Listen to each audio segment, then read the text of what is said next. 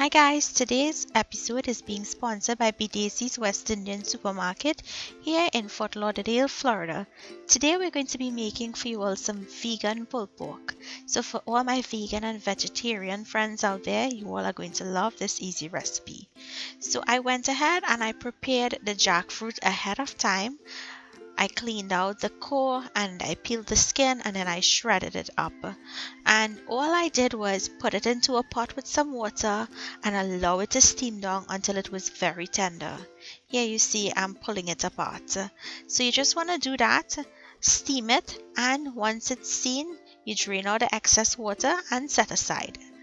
So to a pot of medium heat, I'm going in with some chili infused coconut oil. Once the oil heats up, go in with your favorite barbecue sauce. Next goes in some green seasoning, some chili powder, some smoked paprika. It must be smoked, guys. Some anatto or uku powder. This is just going to help give it a really rich red color. And some goya adobo all-purpose seasoning. I love using this, as you guys probably have realized.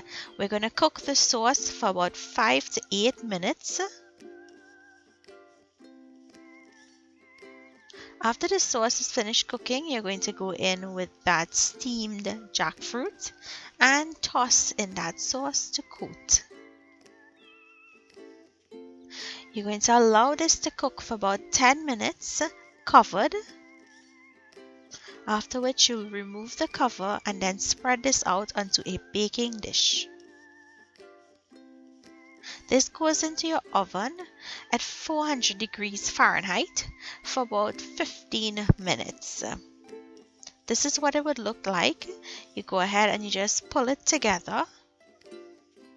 And that's how you'll get your shreds. And I'm going in with some more barbecue sauce over the top and I'll mix that in. And all you have to do is place this on your bun and go ahead and enjoy. This was really easy to make and so flavorful.